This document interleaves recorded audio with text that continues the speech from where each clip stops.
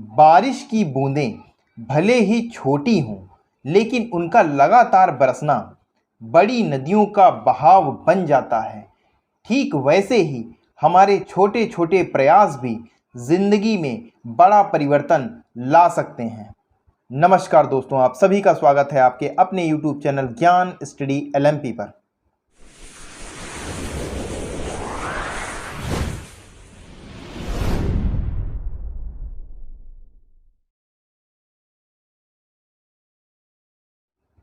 दोस्तों, आज हम लोग मैथ में गुणनखंड के विषय में पढ़ने वाले हैं और कुछ सवाल भी लगाएंगे। तो आइए शुरू करते हैं। दोस्तों, अगर अभी तक आपने चैनल को सब्सक्राइब नहीं किया है तो चैनल को सब्सक्राइब कर लें और बेल आइकन के बटन को दबाना ना भूलें, जिससे अगली वीडियो की जानकारी आपको मिलती रहे। तो आइए शुरू करते हैं। दोस्तों, पिछली क्लास में हम लोगों ने गुणनखंड के कुछ टॉपिक पढ़े थे। दोस्तों, आज उसी को कंटिन्यू करते हुए गुणनखंड के गुणज टॉपिक को आज हम लोग पढ़ते हैं। गुणनखंड के गुणज के बारे में कुछ आज हम लोग जानेंगे और उस पर आधारित सवाल लगाएंगे। तो आइए शुरू करते हैं। तो दोस्तों, गुणज में जब एक संख्या दूसरी संख्या को पूर्णतया विभाजित करती है तो विभाजित होने वाली संख्या दूसरी संख्या का गुणज कहलाती है। इसे अपवर्त भी कहते हैं। जैसे 3 और 4 12 को पूर्णतः विभाजित करते हैं, इसीलिए 12 जो है 3 और 4 का गुणज है। इसी प्रकार दोस्तों, 5 के गुणज जब हम देखते हैं तो ये होते हैं आपके 5, 10, 15, 20, यानी जो भी संख्याएं 5 से विभाजित होती हैं वो 5 के गुणज कहलाती हैं। आइए दोस्तों आगे देखते हैं। आगे है दोस्तों, किसी संख्या के गुणज ज्ञात करने का अब हम आपको तरीका बताएंगे। तो देखिए दोस्तों, किसी संख्या के गुणज ज्ञात करने के लिए उस संख्या को प्राकृतिक संख्याओं 1, 2, 3, 4 और इसी तरीके से आगे जाते हैं से गुणा करते हैं। गुणनफल के रूप में प्राप्त हुई संख्याएं ही उस संख्या के गुणज होती हैं। अब दोस्तों एक उदाहरण लेते हैं और उदाहरण के माध्यम से हम इसको समझते हैं। जैसे 3 के प्रथम 4 गुणज ज्ञात कीजिए। तो दोस्तों 3 के प्रथम 4 गुणज अगर हम ज्ञात करें तो दोस्तों 3 के हम गुणज ज्ञात करते हैं, यानी 3 की गुणा 1 से कर दीजिए, उसके बाद और यानी कि 3 ही आएगा। 3 की गुणा 2 से कर दीजिए तो हमारा 6 प्राप्त होता है, यानी 6। और 3 की गुणा 3 से कर दीजिए तो 9 प्राप्त होता है, और 3 की गुणा 4 से कर दीजिए तो ये 12 प्राप्त होता है। यानी पहले अगर हम 4 गुणज की, अगर इसमें प्रश्न में पहले 4 गुणज की बात की गई है तो पहला गुणज हो जाएगा 3, 6, 9 और 12। तो इस प्रकार हमारा सही ऑप्शन हो जाता है, ऑप्शन ए हमारा सही हो जाएगा। इसमें 3, 6, 9 और 12 दिए हुए हैं। अब दोस्तों आगे देखते हैं। आगे है उभयनिष्ठ गुणज। उभयनिष्ठ गुणज को देखते हैं हम। जब 2 या 2 से अधिक संख्याओं का कोई गुणज समान हो तो उसे उन संख्याओं का उभयनिष्ठ गुणज या उभयनिष्ठ अपवर्त कहते हैं। जैसे 2 और 6 की जब हम गुणा करते हैं तो 12 प्राप्त होता है, उसी प्रकार 3 और 4 की गुणा करते हैं तब भी 12 प्राप्त होता है। तो इसीलिए 12 जो है, 12 का 2, 6, 4 और 3 ये सब उभयनिष्ठ अपवर्त हैं। अब दोस्तों उदाहरण के माध्यम से इसको भी हम देखते हैं। दोस्तों उदाहरण हमारा कह रहा है 2 और 3 के प्रथम 2 उभयनिष्ठ गुणज बताइए। 2 और 3 के हमें प्रथम उभयनिष्ठ बताने हैं। तो दोस्तों 2 के उभयनिष्ठ अगर हम निकालें तो हो जाएंगे आपके 2 की गुणा 1 से करेंगे 2 हो जाएगा, और 2 की गुणा 2 से करते हैं तो ये हमारा यहाँ पर आएगा 2, और ये हमारा यहाँ पर आएगा 4। एक और ले लेते हैं, 2 की गुणा 3 से करते हैं, ये आपका आएगा 6। एक बार और 2 की गुणा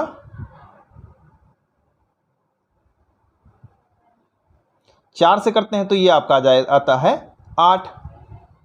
और ले लेते हैं 2 की गुणा, अब 5 से कर दीजिए, ये आपका आएगा 10।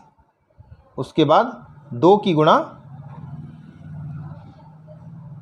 6 से कर दीजिए, ये आ जाएगा 12। 6 तक हमने कर लिया। अब 3 को भी इतने ही बार में हम करते हैं, तो 3 की गुणा 1 से करते हैं तो ये 3 आता है, और 3 की गुणा 2 से करेंगे तो ये 6 आएगा। यानी हमें पहला मिल गया ये, और ये 2 हमारे उभयनिष्ठ मिल जाते हैं। अब 2 की गुणा 3 से करते हैं, ये 9 आएगा। 3 की गुणा 4 से करते हैं, ये आपका 12 आएगा। अब हमारा दूसरा भी मिल गया, ये और ये, यानी 2 हमारे उभयनिष्ठ मिल गए। यानी 2 उभयनिष्ठ 6 और 12 हैं, यानी हमारा सी ऑप्शन सही हो जाएगा। आइए दोस्तों आगे चलते हैं। अब दोस्तों आगे है महत्तम समापवर्तक के बारे में। अब हम लोग कुछ जानते हैं और इसमें कुछ सवाल भी लगाते हैं। तो आइए देखते हैं महत्तम समापवर्तक क्या होता है। 2 या 2 से अधिक संख्याओं के सार्व गुणनखंडों या उभयनिष्ठ गुणनखंडों में सबसे बड़ा गुणनखंड दी हुई संख्याओं का महत्तम समापवर्तक कहलाता है। इसे संक्षेप में मासा यानी HCF से प्रदर्शित करते हैं। इस प्रकार 2 संख्याओं का मासा ज्ञात करने के लिए सर्वप्रथम दी गई संख्याओं के सभी गुणनखंड ज्ञात करते हैं, तब सार्व गुणनखंड में से सबसे बड़ा सार्व गुणनखंड चुना जाता है। तो दोस्तों इसी पर आधारित एक उदाहरण है। आइए दोस्तों इसको करते हैं और हमें पता चल जाएगा क्या है मासा और कैसे निकालते हैं। तो दोस्तों सबसे पहले हम 24 के गुणनखंड करते हैं। 1 से 24 कटेगा, 2 से कटेगा, 3 से कटेगा, 4 से कटेगा, 6 से भी और 8 से। उसके बाद सीधे 12 से और 24। ये दोस्तों 24 और 24 आ गया, ये 24 के गुणनखंड हो जाएंगे। इसी प्रकार दोस्तों अब हम 36 के अगर हम गुणनखंड निकालते हैं तो ये 1, 2, 3, 4, 6 से भी कट जाता है, 8 से नहीं कटता है। उसके बाद 9, फिर 12 और 18 और फिर सीधे 36। तो दोस्तों इसमें जो मासा निकालते हैं तो इनमें जो समान अंक हैं उन्हें निकाल लेते हैं। यानी 4 तक हमारे समान हैं ये, और उसके बाद ये 12 यहाँ पे ये समान है। तो इनको यहाँ पर दोस्तों हम लिख लेते हैं, यानी 1, 2, 3, 4 और ये 12। ये दोस्तों दोनों में उभयनिष्ठ गुणनखंड हैं। और दोस्तों अभी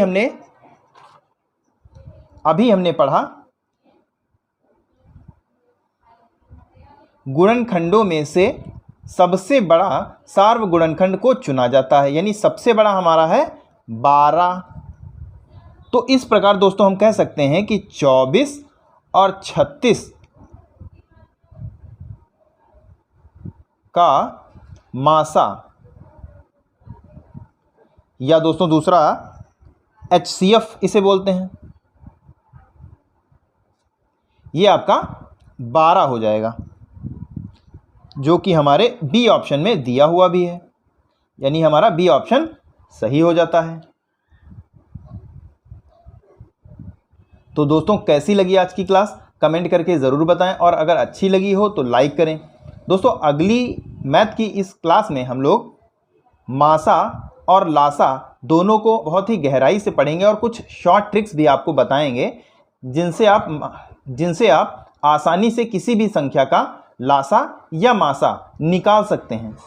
दोस्तों अगर आप चैनल पर पहली बार आए हैं तो चैनल को सब्सक्राइब कर लें, ताकि अगली क्लास की जानकारी आपको मिल सके। तो दोस्तों मिलते हैं अगली क्लास में, तब तक के लिए नमस्कार, जय हिंद, जय भारत।